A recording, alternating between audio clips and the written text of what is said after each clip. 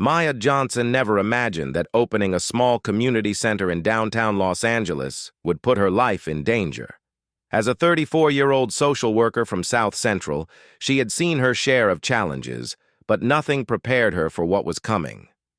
The trouble started on a humid Tuesday morning in September. Maya had just finished setting up chairs for the afternoon's youth program when three men in expensive suits walked through the front door of her community center. They moved with the kind of quiet confidence that made everyone else in the room stop what they were doing. The leader was a man in his 50s with graying hair and cold eyes. He introduced himself simply as Mr. Park. His English was perfect, but his accent revealed his Korean heritage. The two men flanking him said nothing, their hands clasped behind their backs like soldiers at attention. "Ms. Johnson," Mr. Park said, his voice steady and polite. "We need to discuss your lease agreement." Maya frowned. She had signed a 5-year lease on the building just 6 months ago. Everything was paid up and legal. "I'm sorry, but I think there's been some confusion. My lease is with Sunshine Properties." "Who exactly are you?" Mr. Park smiled, but it didn't reach his eyes. "Sunshine Properties recently changed ownership. We now manage this building, and unfortunately, we have different plans for this space." Maya felt her stomach drop. The community center was her life's work. She had spent 3 years raising funds, getting permits, and building relationships with local families.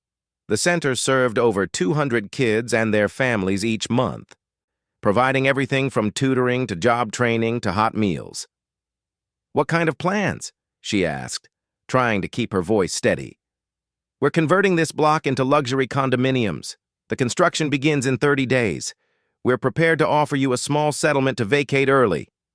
Maya's hands clenched into fists. "Absolutely not. I have a legal lease, and this community needs this center. These families have nowhere else to go." Mr. Park's expression didn't change. "Ms. Johnson, I don't think you understand the situation. This isn't a negotiation." One of his companions stepped forward slightly, just enough to make his presence felt. Maya noticed the bulge under his jacket and realized these men weren't just developers. "Are you threatening me?" Maya asked, her voice rising. "I'm simply explaining business realities," Mr. Park replied calmly. "Sometimes change is inevitable. Fighting it only makes things more difficult for everyone involved." Maya stood up straighter, drawing on every ounce of strength her grandmother had taught her. "Mr. Park, I don't know who you think you're dealing with, but I'm not some scared little girl you can intimidate. I know my rights, and I'm not going anywhere." The room fell silent. Even the children playing in the back seemed to sense the tension. Mr. Park studied Maya for a long moment, as if seeing her clearly for the first time.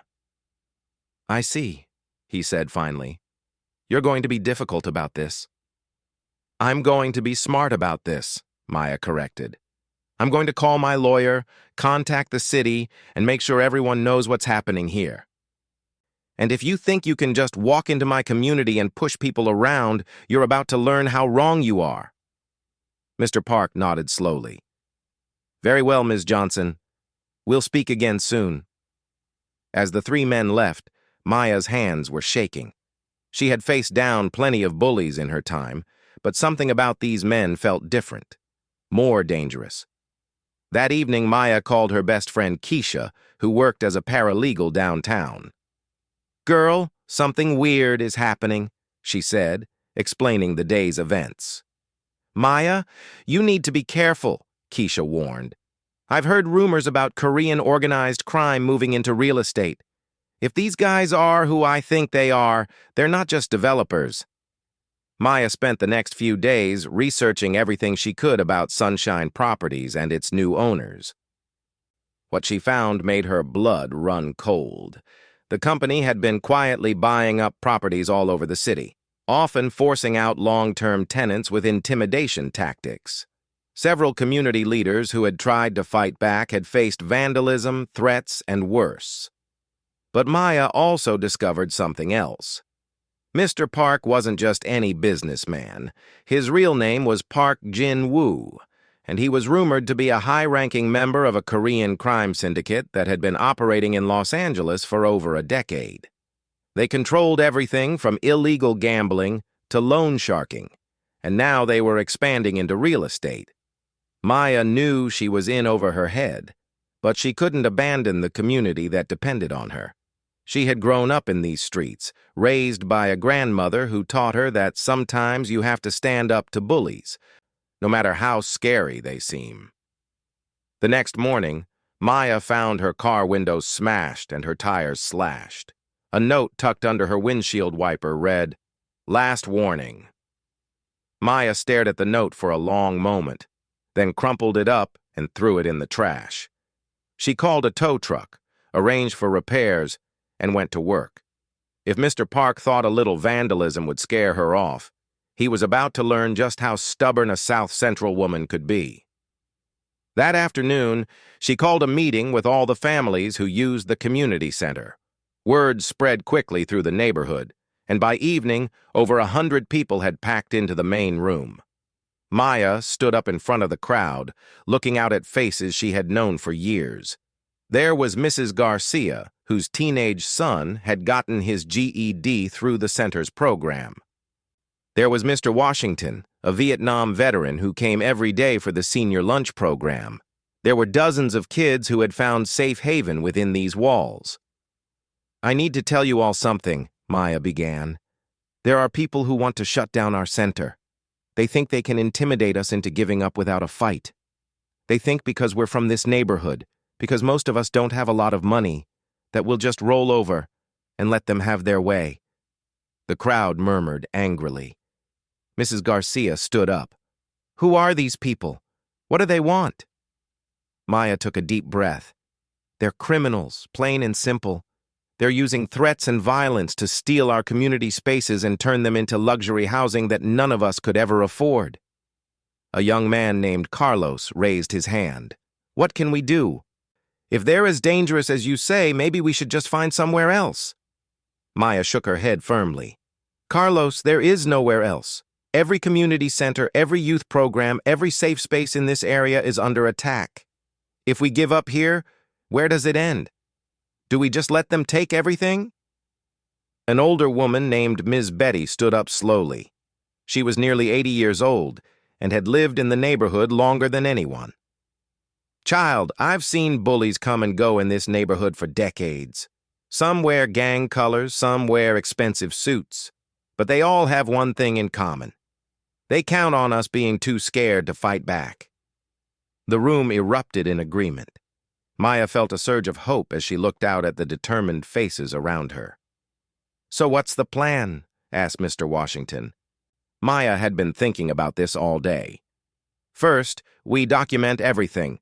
Every threat, every act of vandalism, every illegal thing they do. Second, we reach out to the media and make sure the whole city knows what's happening here. Third, we organize. We show up to city council meetings, we contact our representatives, and we make so much noise that they can't ignore us." "And if they try to hurt you again?" asked Mrs. Garcia. Maya smiled grimly. "Then we make sure I'm never alone. From now on, we watch each other's backs. We are family here, and family protects family." As the meeting ended and people began to file out, Maya felt both terrified and exhilarated. She knew she had just declared war on one of the most dangerous criminal organizations in the city, but looking around at the faces of her community, she also knew she wasn't fighting alone. Later that night, as Maya locked up the community center, she noticed a black sedan parked across the street. The windows were tinted, but she could see the silhouette of someone inside, watching. Maya walked directly toward the car, her heart pounding, but her steps steady. When she was close enough to touch the hood, she stopped and stared directly at the windshield. "You tell Mr. Park that Maya Johnson isn't going anywhere," she said loudly enough for the person inside to hear. "And if he wants this building, he's going to have to go through me and every person in this community." The car's engine started and it pulled away slowly. Maya watched until the taillights disappeared around the corner, then walked to her own car. Her hands were shaking as she started the engine. But her resolve was stronger than ever. She didn't know it yet, but her defiant words would make their way back to Mr. Park within the hour. And for the first time in his long criminal career, the Korean crime boss would find himself facing an opponent who refused to be intimidated. The real battle was just beginning. The next 2 weeks became a deadly game of chess between Maya and Mr. Park. Every move she made was countered with increasing pressure from his organization. Maya had reached out to Channel 7 News, and reporter Jessica Martinez arrived at the community center on a Wednesday afternoon. She was a young Latina journalist who had built her reputation exposing corruption in city government. "Tell me exactly what's happening here," Jessica said as she set up her camera. Maya explained the situation while Jessica filmed the children's programs, the job training classes, and the senior meal service. The footage showed a vibrant community hub that served hundreds of families. "Have you received any direct threats?" Jessica asked. Maya pulled out her phone and showed the photos she had been taking. Her car vandalism, graffiti sprayed on the community center walls that read, "Close now or else," and broken windows that had been smashed 3 times in the past week. "But the worst part," Maya continued, "is what they're doing to the families who support this place." She introduced Jessica to Mrs. Chen, an elderly Korean woman whose grandson attended the after-school program. Mrs. Chen spoke in broken English, explaining how men from her own community had come to her apartment and told her to stop bringing her grandson to the center. "They say bad things happen to people who don't listen," Mrs. Chen whispered, fear evident in her eyes. Jessica's story aired that Friday night. The segment showed the community center's good work contrasted with the intimidation tactics being used against it. She had done her research and connected Sunshine Properties to a web of shell companies that led back to Park Jin-woo. The story created an immediate uproar. Maya's phone rang constantly with calls from supporters, other community leaders facing similar problems, and even some city council members expressing outrage. But it also escalated the conflict dramatically. The Saturday after the news story aired, Maya arrived at the community center to find the front door hanging off its hinges and the interior completely destroyed. Computers were smashed, furniture was overturned, and spray paint covered the walls. The message was clear and terrifying. Last chance. Maya stood in the wreckage of her life's work and felt tears streaming down her face, but her grief quickly turned to rage. She called Jessica Martinez and then posted a live video on social media showing the destruction. "This is what happens when you stand up to bullies," she said into her phone's camera. "They think they can break our spirits by breaking our things. They think violence and fear are stronger than community and love. Well, I've got news for them. They picked the wrong woman and the wrong community." The video went viral within hours. Donations started pouring in from all over the city. Volunteers showed up with cleaning supplies and tools. Local businesses offered free materials to rebuild. But more importantly, Maya was no longer fighting alone. Other community leaders who had been facing similar pressure from Park's organization came forward. She met with Reverend Williams from the Baptist Church 3 blocks away, whose congregation was being pressured to sell their building. She talked with Ana Gutierrez, who ran a small business association that was fighting against predatory lending practices targeting Latino businesses. Together, they formed what they called the Community Defense Alliance. They shared information, resources, and protection. If one member was threatened, the others would show up in force. Maya also made an unexpected ally. Detective Ray Nakamura from the LAPD's Organized Crime Unit contacted her after seeing the news report. Ray was a third-generation Japanese-American whose grandfather had fought in World War II. He had been trying to build a case against Park's organization for 3 years. "I can't promise much," Detective Nakamura told Maya during a secret meeting at a diner across town. "Park is very careful. He never gets his hands dirty directly. and his people are loyal out of fear. What can you tell me about him? Maya asked. Park Jin-woo came to Los Angeles 15 years ago. On paper, he's a successful businessman who owns restaurants, real estate, and import companies. In reality, he runs protection rackets, illegal gambling operations, and loan sharking rings. His organization has been linked to at least 6 murders, but we've never been able to prove it. Detective Nakamura leaned forward. Maya, I need you to understand something. Park doesn't just use violence as a last resort. He uses it to send messages. The fact that he hasn't seriously hurt you yet means he's either being very careful or he's planning something big. Maya felt a chill run down her spine. What do you think I should do? Honestly, I think you should take your community and find somewhere else to operate. These people are killers. Maya shook her head. That's not an option. If we run from them here, they'll just keep pushing until there's nowhere left to run. Detective Nakamura studied her face. You're not going to back down, are you? No, I'm not. He sighed and pulled out a business card.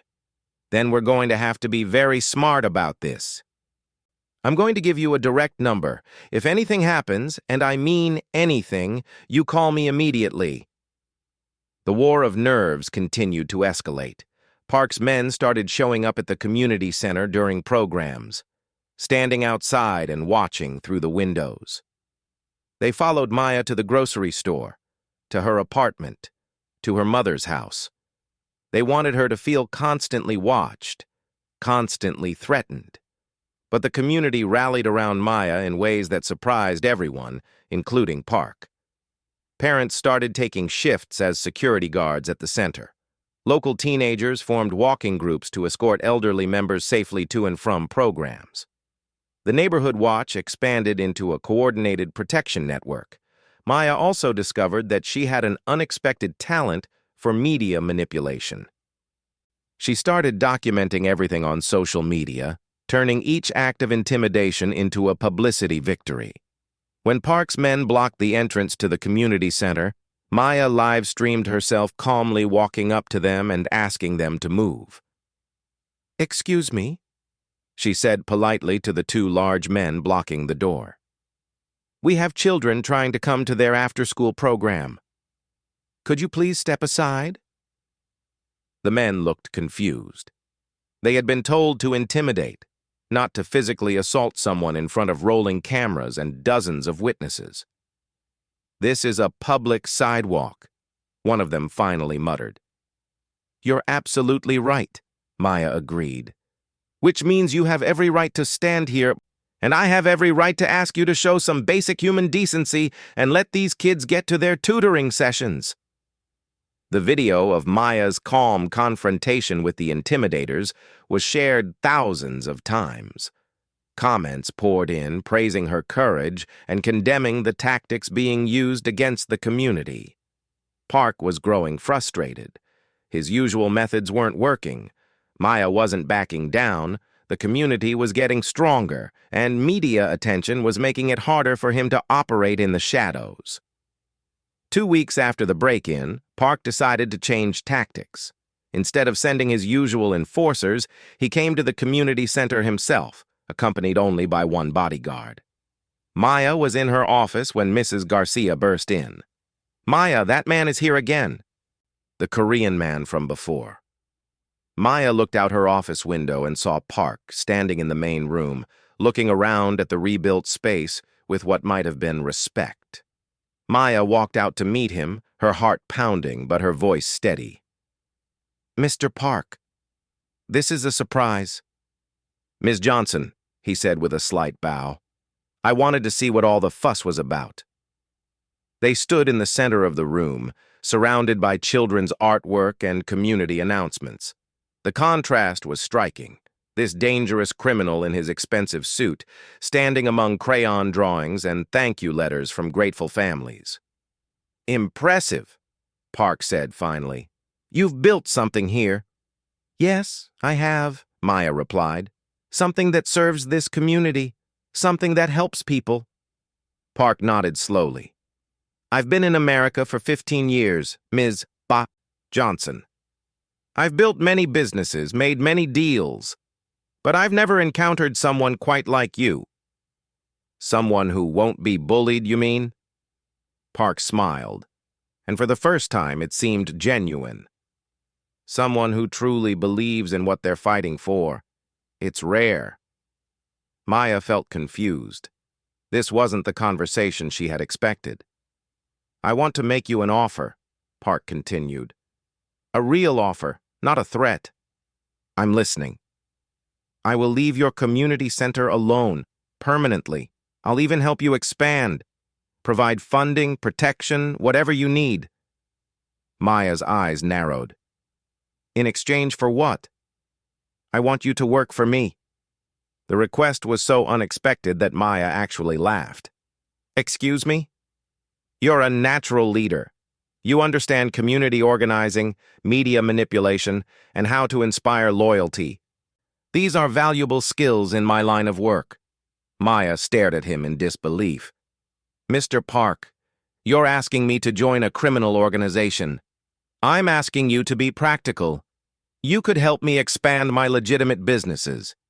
Community outreach, public relations, real estate development that actually benefits neighborhoods instead of destroying them. Maya felt like she was in some kind of surreal dream. And if I refuse? Park's expression hardened slightly. Then we continue as we have been. But Ms. Johnson, you should understand that my patience has limits. My associates are beginning to question my methods. They favor more direct solutions. Maya realized what he was really telling her. Park had been holding back his organization's more violent tendencies, but that protection wouldn't last forever. I need time to think about this, Maya said. Park nodded. You have until Sunday. After that, I can no longer guarantee your safety. As he turned to leave, Maya called out, Mr. Park, why are you offering me this choice? Why not just handle this the way you usually do? Park stopped and looked back at her. Because, Ms. Johnson, you remind me of my daughter. The admission hung in the air between them, loaded with implications Maya didn't fully understand. She died 5 years ago, Park continued quietly. She was a social worker, too. She believed in helping people, making communities better. She would have liked what you've built here. With that shocking revelation, Park left, leaving Maya alone with the most impossible decision of her life. Maya spent Saturday night walking through her neighborhood, thinking about Park's impossible offer. The streets she had grown up on seemed different now, filled with shadows and possibilities she had never imagined. She called Detective Nakamura and told him about the meeting. Jesus, Maya, he said. This is huge. If you could get close to Park's organization, you might be able to help us build a real case against them. You want me to go undercover? I want you to consider all your options. But Maya, if you say yes to this guy, there's probably no going back. These organizations don't usually let people quit. Maya also called her grandmother, the woman who had raised her after her parents died in a car accident when Maya was 12. Grandma, what do you do when all your choices are bad choices? Her grandmother was quiet for a long moment. Baby girl, sometimes life backs you into a corner where you got to make the best choice you can with what you got. But you always remember who you are and what you stand for. That's the only thing that stays the same no matter what happens. Sunday morning came too quickly. Maya arrived at the community center early to find Park already waiting outside, alone this time. Ms. Johnson, he said, have you made your decision? Maya looked at him carefully, seeing him differently after his revelation about his daughter. Mr. Park, before I answer, I need you to answer some questions for me. He nodded. Your daughter, what happened to her? Park's composure cracked slightly. She was killed in a drive-by shooting. Wrong place, wrong time. She was visiting a community center in East LA, much like this one. She was trying to expand a program for at-risk youth. Maya felt her heart sink. I'm sorry. The police never found who did it. The investigation was inadequate. That's when I learned that sometimes the system doesn't protect good people. Sometimes you have to protect them yourself. Maya began to understand the complex man in front of her. Is that why you got into organized crime? I got into organized crime because I was young and angry and wanted power. But I've stayed because I learned that power can be used to protect as well as destroy. Maya took a deep breath. Mr. Park, I can't work for you. I can't be part of an organization that hurts people, even if it helps some people too. Park nodded slowly. I thought you might say that. But, Maya continued, I have a counteroffer. Park raised an eyebrow. You said you wanted to expand your legitimate businesses. What if we found a way to do that without the criminal organization behind it? I don't understand. Maya had been thinking about this all night. What if you invested in this community legitimately? Real estate development that includes affordable housing, small business loans that aren't predatory, community programs that actually serve families. Park frowned. Ms. Johnson, my associates would never accept such a dramatic change in our operations. Then don't change all your operations. Start small. Use some of your profits to build something clean and legal. Over time, transition more of your business into legitimate enterprises. And what would you get out of this arrangement?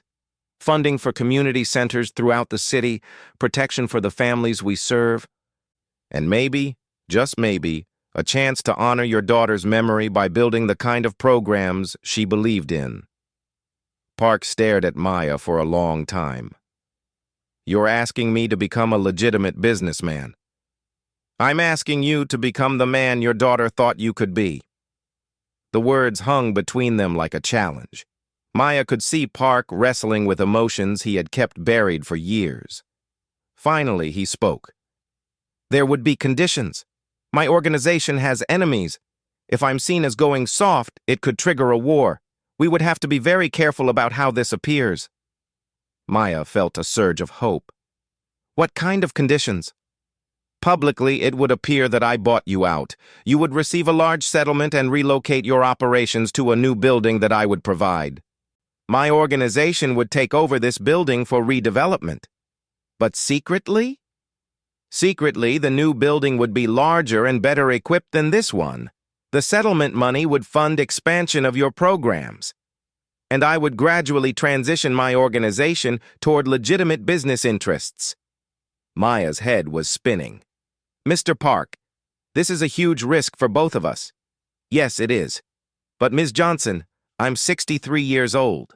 I've spent 15 years building a criminal empire, and what do I have to show for it? Money I can't spend openly, power that depends on fear, and the knowledge that I've become the kind of man my daughter would have opposed. Park looked around the community center one more time. She would have liked you, Maya, and she would have wanted me to take this chance. Maya extended her hand. Partners? Park shook it solemnly. Partners. The next 6 months were the most complex and dangerous of Maya's life. She had to learn to navigate not just Park's world, but the delicate process of helping him extract himself from decades of criminal activity. The public story was that Park's organization had bought out Maya's lease for a substantial sum, and she was relocating to a bigger facility across town. Some community members were angry that she had sold out, but Maya had to trust that they would understand eventually.